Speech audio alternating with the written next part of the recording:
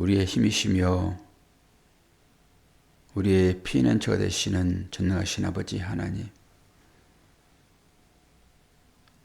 하나님께서 하나님의 자녀를 특별히 성별하시듯 그 자녀들이 피하고 살 그 성도 하나님께서 성별하시어 자녀들을 그곳으로 인도하시니 오늘도 새벽을 깨우게 하시니 감사합니다. 도피성을 통하여서 이스라엘 백성들을 살려내신 것처럼 우리 주님이 도피성 되시어 오늘도 우리들이 주님 앞에 나옵니다. 기도하실 때 하나님의 사랑을 덧입게 도와주시고, 기도할 때 우리 힘으로 할 수 없는 그 일들을 하나님께서 도우심으로 하나님 안에 있음이 평안이고 사랑인 것을 말하게 하여 주옵소서. 감사드리며 예수 그리스도의 이름으로 기도하옵나이다. 아멘. 신명기서 19장입니다. 1절에서 13절 되겠습니다.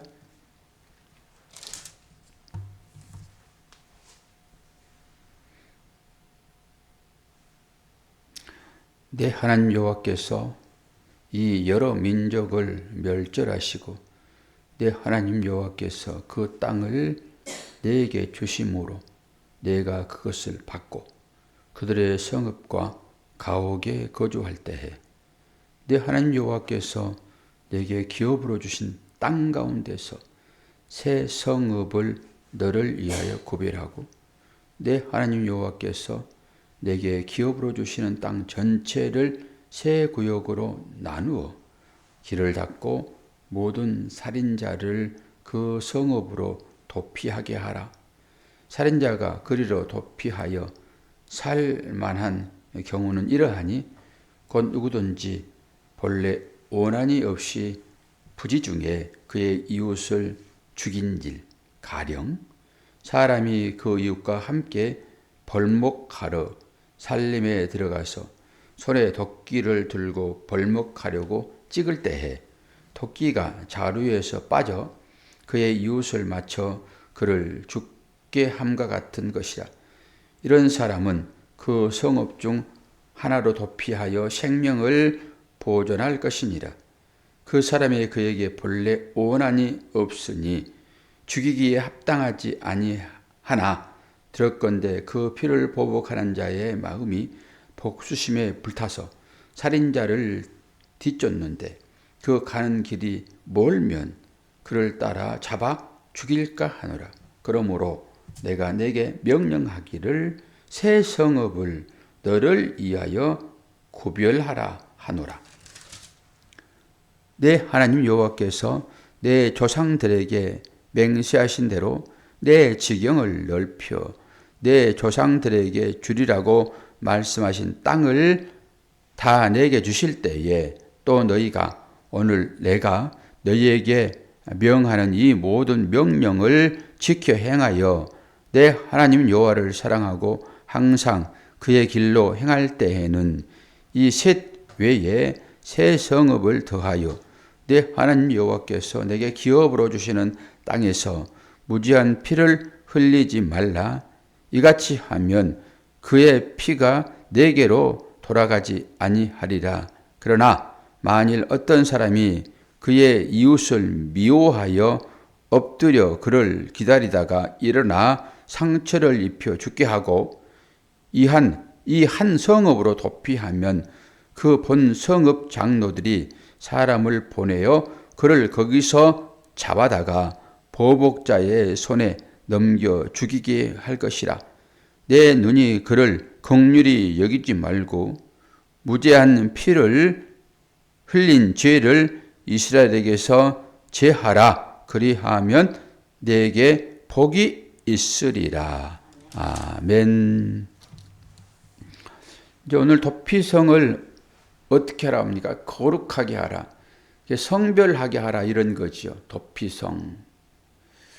우리가 신명기 4장에서 도피성에 대한 얘기를 했습니다. 그때는 그 도피성이 아직 가나안 땅을 들어가기 전이었으니까 루벤과 갓과 므낫세 반지파에게 요단 동쪽에 도피성을 주었습니다. 그들에게 그쪽에 이제 우리 이스라엘 12지파에게 줘야 할 그 어떤 장소, 약속의 땅을 거기서 나누지요. 그쪽에다가. 그리고 나서 그들을 또 하나님께서는 보호를 해야 되기 때문에 그쪽에다 도피성 새 성읍을 지었습니다. 그때 제가 뭐라고 말씀드렸습니까? 가나안 땅은 하나님께서 언약한 땅이라고 말씀을 드렸는데 아주 요단 동쪽은 가나안 들어가기 이제 전이니까 그건 어떻게 보면은 약속의 땅은 아니겠죠. 그럼에도 불구하고 거기가 목초지가 좋고 자기 처자들이 거할 만한 것이 되므로 하나님께 요구할 때 하나님은 그걸 들어주십니다. 물론 그 당시에는 모세와 여호수아가 되겠죠. 하나님이 대리자로서 일을 행하는 것이니까요. 그래서 그쪽에 새 성읍, 도피성을 주었습니다. 이제 그리고 요단을 건너서 가나안 땅에 들어가게 되면은 이쪽에 또 도피성을 새 성읍을 만들라 얘기하잖아요. 새 성읍을. 그래서 그게 주어지는 것입니다. 그건 레인들에게 주어지는 성이에요. 레인들. 우리가 신명기 4장에서 이 도피성에 대한 얘기를 자세히 다뤘어요.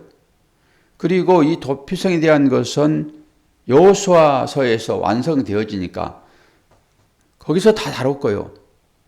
그리고 또 열왕기 상에서 이거 다 다뤘습니다. 도피성에 대한 것을.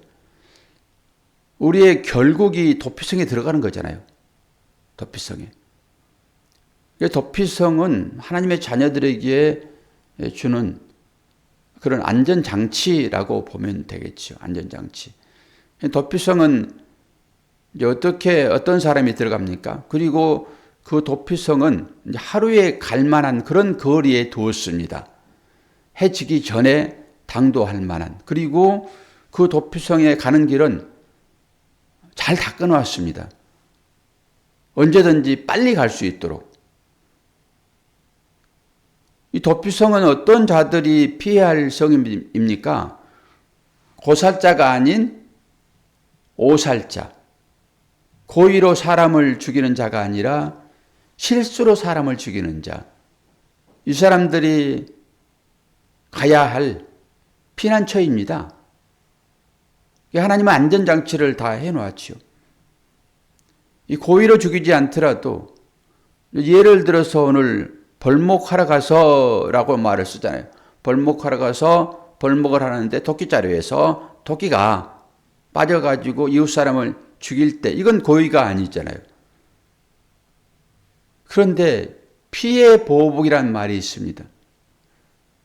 아무리 실수를 했더라도 자기 가족이 죽게 되면은 그건 속에서 울분이 일어나가지고 진위를 따지기 전에 먼저 죽입니다. 사람을 죽이는 자는 죽여도 됩니다. 이 법이 주어져 있기 때문에.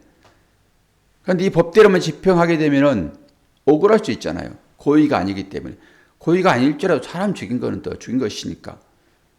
이는 이로, 눈은 눈으로. 이게 동해 보복법이잖아요, 그게요. 그런데 하나님은 고의가 아닌 경우에는 피할 수 있도록 했단 말이에요. 그래서 도피성을 거룩하게 성별하라 이런 거잖아요. 그런데 이 도피성이 열왕기상에 보게 되면은 어디로 발전됩니까? 제단불로 발전이 됩니다. 제단불. 그것은 성소잖아요. 성소. 거기가 피난처인 거예요. 결국은. 지금으로 보게 되면 교회이겠죠. 그래서 거기에 죄를 짓고 살려고 도망쳐가지고 제단불을 잡고 있었던 사람도 있잖아요. 이게 열왕기상 1장에 보게 되면은 그 얘기가 쭉 나오는데, 열왕기상 1장 50절에 보면은 아도니아가 반역을 해가지고, 우리가 다 배웠어요, 새벽에. 제가 말씀을 드리면은, 아, 그렇지, 그때 그 얘기 우리 들었지라고 생각되실 거예요. 아도니아는 다윗의 넷째 아들이잖아요.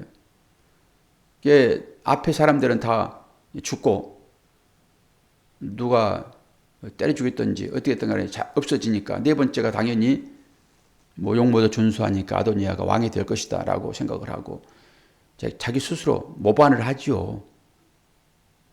그런데 거기에서 이제 솔로몬은 아직 어리기 때문에 어떻게 된 사실도 모르지만은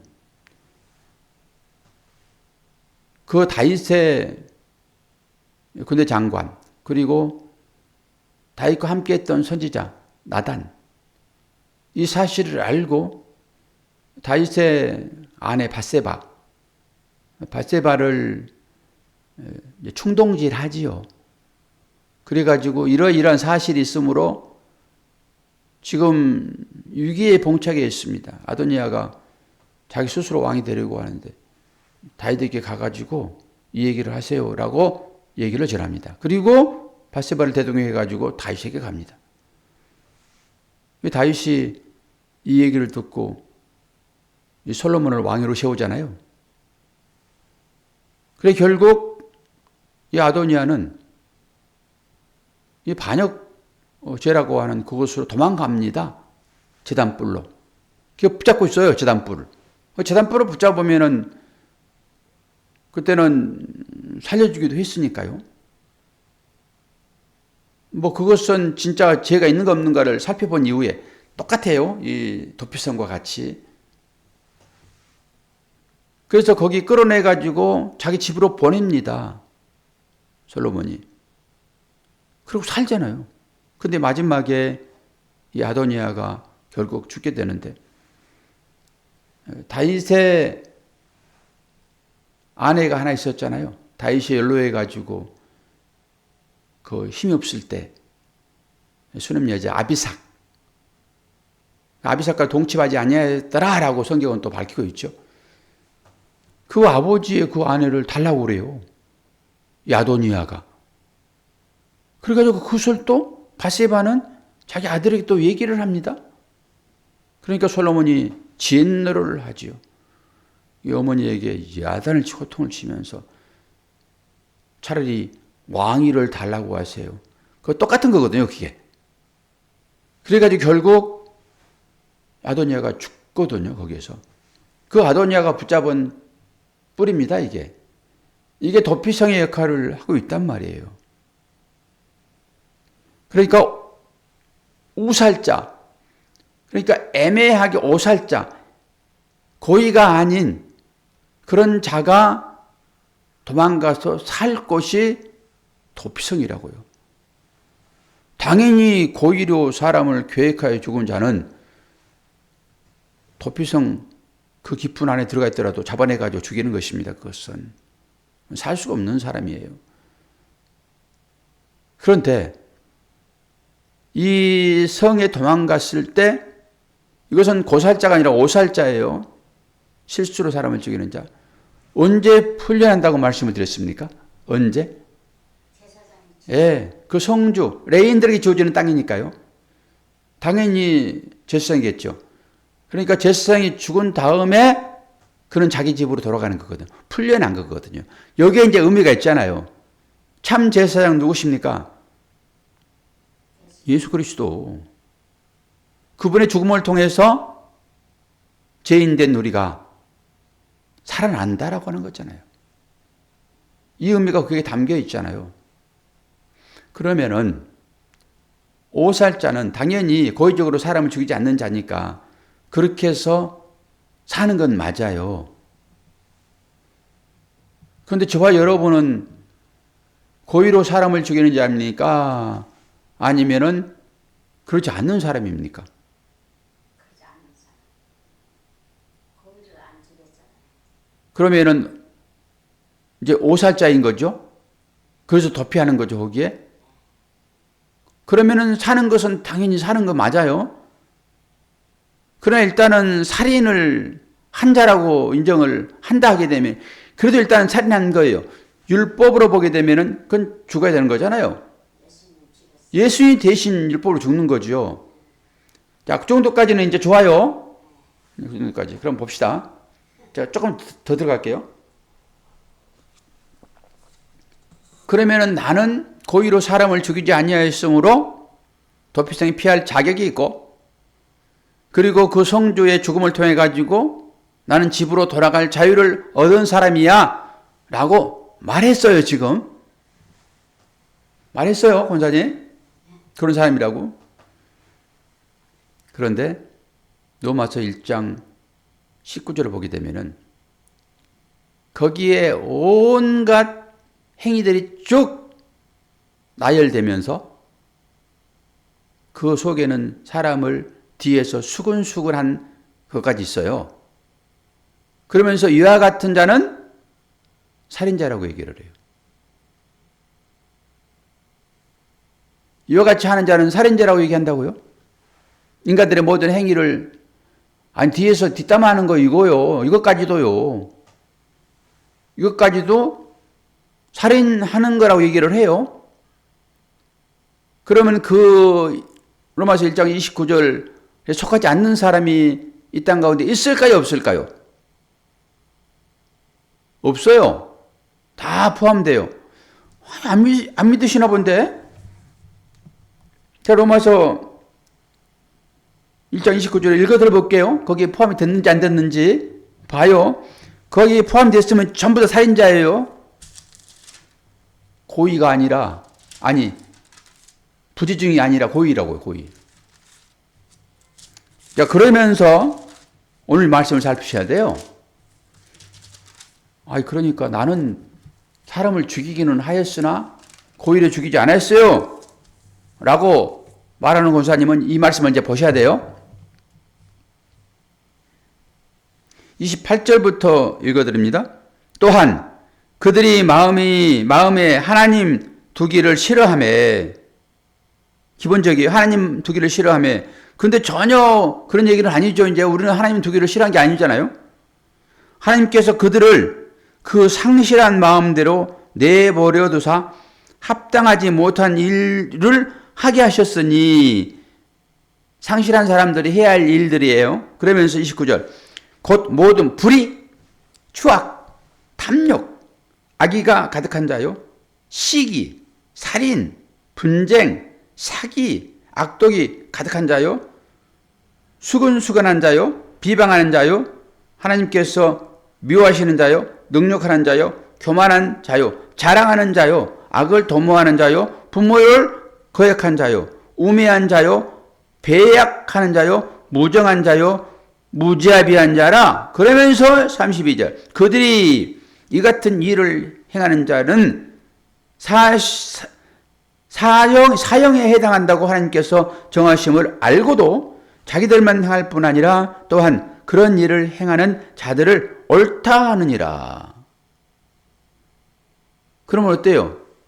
이제는 고의가 아닌 오살자예요. 권사님은 고의로 사람을 죽인 고살자예요.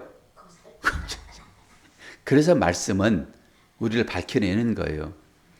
어떻게 해서든지 너희들은 오살자야라고 말하는 선지자는 거짓선자이고, 아니야, 그러지 않아. 너희들은 고살자야, 고의로 사람을 죽이는 자야 라고 하여 하나님의 은혜로 구원에 동참케 하는 것이 누구라고요? 진짜 선지자라고요. 어제도 말씀드렸잖아요. 어제 제목이 거짓 선지자와 참 선지자. 오늘 도피성에 피하는 자는 오살자만이에요. 고살자는 잡아 죽인다니까요. 아무리 재단불을 잡고 있어도 그거 죽이는 거예요, 법으로. 그런데 우리는 사람을 고의로 죽이지 아니하였으므로 도피성에 피했는데, 그 도피성이 예수 그리스도 성주이시고 그분의 죽음을 통해 가지고 우리를 구원받았다라고 하여 우리는 그래도 고의로는 안 주겠다 라고 도망가려고 그러잖아요. 피하려고 그러잖아요. 감면을 받겠다라고 하는 거죠. 그런데 오늘 로마서를 보니까 여기에 해당되지 않는 사람이 있어요, 없어요? 없어요. 아니, 자랑하는 것도 살인죄래요. 다른 건 다 내비두고 자기 스스로 자랑하려고 하는 욕망이 속에서 끌어오르잖아요. 아니, 좋은 옷을 왜 입어요? 화장은 왜 해요? 그리고 왜 주름살은 펴요? 아, 나 늙지 않았어. 나도 젊음이 있어. 라고 자랑하고 싶은 거잖아요. 결론은 이 모든 사람을 사형에 해당하는 죄를 짓는 자라고 선언을 해버린 거예요. 그러면 과연 우리는 도피성에 들어가서 생명을 유지할 그런 사람이 아니다라고 하는 거예요. 그러면 이제 심각해지죠.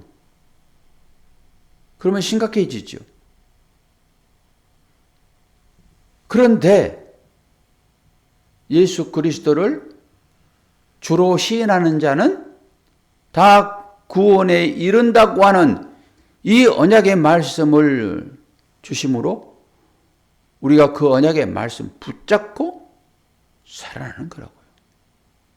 그 말씀 붙잡고. 그러니까 신앙생활을 잘못하면은 내가 사람은 죽이기는 했으나 나 고의로는 죽이지 않았어. 라고 한단 말입니다. 그리고 거기에서 자기 변명을 해요. 누구나 다. 그래서 그 변명을 없이 하는 것입니다. 하나님의 말씀은. 아니, 죄가 조금 덜 지었으면은 그거 선한 게 남아있으므로 어떻게 그 사람을 심판할 수 있어요? 선함이 좀 남아있는데. 완전한 죄인이어야 죽이는 거죠? 죄가 드러나니까. 그런데 우리는 어떻게 된 사람들이에요? 완전한 죄가 드러나서 도저히 구원받을 수 없는 그런 존재라고 하는 것을 우리 스스로 시인해요. 그러면서 어떤 질문이 떨어지게 되면은 나는 도피성에 들어갈 자격이 있는 오살자야. 나는 사람을 고의로 죽이지 않았어. 나는 제사장이 나를 살려줌으로 나는 사는 사람이야. 라고 도망가요. 그것을 깨부시는 것이 하나님의 말씀입니다. 너는 사람을 고의로 죽인 자야. 라고 하는 것을 알도록 이렇게 서신서를 통해 가지고 사도 바울의 입을 통해서 우리들에게 알려주시는 것입니다. 이 도피성의 참 의미는 그러한 것이지 기록된 대로 너는 고의로 사람을 죽이지 아니하였으므로 너는 도피성에 들어가 가지고 거기에서 제사장이 죽었을 때 너는 살아나. 이런 것을 자의적으로 해석하지 말아라고 하는 것입니다. 우리가 온전한 범법자예요, 우리는. 하나님 말씀이 아니고서는 도저히 우리의 죄악을 헤아릴 수조차 없는 그런 사람들이라니까요. 숨 쉬면서도 벌써 우리는 죄를 져요. 숨 쉬면서부터. 그런 자들을 하나님께서는 하나님의 언약 때문에 우리를 구원하셨고 이것을 확인하기 위하여 우리들의 마음으로 찾아오셔서 우리를 이제는 도피성으로 삼으시는 것입니다. 우리를. 그럼 우리가 도피성이 이제 되었어요. 그 도피성에 오는 자는 삽니다. 그건 고살자라도 살아요. 그 성에 가면은 새롭게 바뀐 성주, 온전하신 예수 그리스도가 담당하는 그 성에 들어가게 되면은 오늘 로마서 1장 29절 이하에 쭉 나오는 그 죄를 짓는 사람은 다 살인죄라고 했는데 그 사람들이 유일하게 살 수 있는 그 성은 예수 그리스도가 진짜 성주인 그 성에 들어가는 자만 살아남는 것입니다. 그래서 우리 안에 들어오셔서 이제는 주님이 우리의 성도가 되는 것입니다. 그러면 이제 우리의 역할이 있죠. 우리의 역할이 주님 안에 도피하면은 주님이 도피성이 되어서 우리를 살려내셨는데 그러면 우리 안에 성주로서 그분이 계시는 성이 된 우리들은 어떤 삶을 살아야 될 것입니까? 이게 우리의 숙제이지요. 그냥 아는 것만 가지고 내가 그렇게 해서 살아났구나. 예전엔 나도 5살짜라고 하여 살인을 했으나 고의가 아니므로 도피성이 주어져 있고 그 성주로 인해서 내가 살아났는데 살펴보니까 나는 5살짜가 아니라 고살자였구나. 언제든지 아도니아처럼 끌어내서 죽이면 죽을 자로구나. 근데 내가 구원받았다고 이 사실이 인식되어지고 내가 주님의 그 죽으심을 통해서 나 구원받았다라고 하는 이 믿음이 나한테 있는데 그러면 그렇게 믿음을 갖는 자가 영원히 하나님 나라에서 가서는 완성되었으므로 이제는 거기 들어가서 삶으로 우리가 사는 이것과는 다른 세계이겠지만 현재 우리가 살아가고 있는 이 삶이라고 하는 것은 도피성에 들어가 있는 것이고 그리고 실제적으로 우리 안에 들어오셔서 주께서 성주가 되었는데 그러면 누군가는 또 도피성으로 와야 되잖아요. 그게 어디로 갑니까? 교회이죠. 이 시대에서. 교회로 도망오면 여기 사는 것입니다. 그럼 교회는 누구를 얘기합니까? 건물을 얘기합니까? 예전에 도피성처럼? 그거 아니잖아요. 교회는 누구죠? 저와 여러분. 하나님을 믿는 무리가 교회이잖아요. 그러면 개인적으로 볼 때는 여러분 자신이 교회인 것이고 이제는 또 다른 자들이 도피성을 찾아서 달려갈 텐데 혹시나 도피성 되시는 저와 여러분은 그것이 귀찮아가지고 뚫려있는 돌을 놔가지고 막고 있는지 이거 살펴보셔야 되잖아요. 과연 그들이 들어올 수 있도록 용납하고 있는지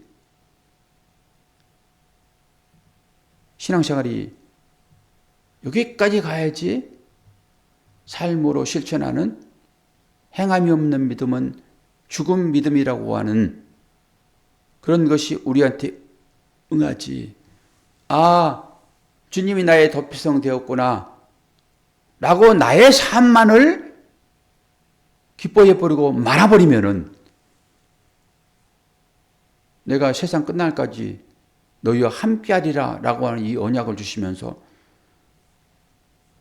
모든 족속으로 제자를 삼아 세례를 베풀고 주님의 복음을 전해야 할 우리들이 그것이 도피성인데 주님을 전하는 게 도피성이잖아요. 그러면은 나에게 오는 자를 막지 않는다라고 하는 것은 나에게 오면은 사는 것인데 나에게 오는 것을 막지 않는다라고 하는 것은 다른 얘기로 가서 전하냐라고 하는 거예요. 가서 복음을 전하냐. 그 역할입니다. 나는 들어가가지고 살아남으로 할렐루야라고 얘기를 하는데 다른 사람이 나에게 오는 것을 거부한다 하게 되면은 이게 어떻게 되는 것입니까? 우리의 신앙생활이 그래서 다 가짜라고 하는 것입니다. 그래서 의인은 없나니 하나도 없다라고 얘기를 해버리는 거예요. 하나님의 은혜를 알지 못하면은 하나님의 은혜가 아니면은 도저히 구원받을 수 없는 것이 하나님의 자녀라고 스스로 자인하는 우리의 삶인 것을 여러분 확인하셔야 됩니다. 그렇게 확인되어질 때만 하나님 은혜가 어떤 것인지 그 앞에 무릎 꿇은 것이죠. 그러면서 주께서 옷을 입혀주지 않으면 나는 그대로 벌거벗은 사람이로구나. 이거 부끄러워서 어떻게 하나? 라고 쩔쩔 맬 수밖에 없어요. 그런데 전부 다 벌거벗은 임금님처럼 옷도 입고 있지 않는데 입고 있는 것처럼 나치로 다니는 사람들이 얼마나 많은지 아십니까? 그게 자기 옷 입고 자랑질하는 사람이에요. 자기 옷 입고. 과연 예수께서 벗어준 그 베옷을 입고 있는가? 그리고 그 입고 있는 그 사람은 하나님께서 또 다른 사람을 살려내는 도피성으로 인도하시는데 나는 그 사람들이 찾아오는 도피성의 칼로 길을 수축하고 닦아내어서 쉽게 올 수 있도록 문을 열고 있는가?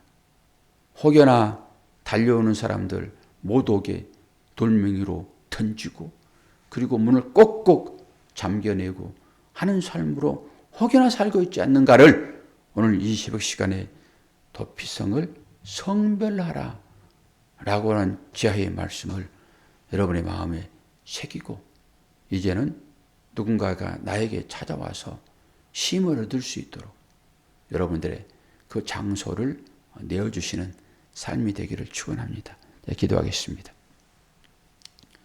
아버지 하나님, 하나님을 믿는다 하여 구원 받았다고 하는 우리들이 우리의 삶으로 나타나는 정황들은 어떠한지 생각해보는 새벽 시간이었습니다. 주님의 은혜가 아니고서는 한순간도 호흡할 수 없는 우리들, 오늘도 주께서 우리의 마음에 찾아오셔서 성주가 되셨사오니 이제는 우리도 다른 사람의 도피성, 다른 사람의 쉼터가 될 수 있도록 우리에게 은혜를 더하여 주시옵소서. 예수 그리스도의 이름으로 기도하옵나이다. 아멘.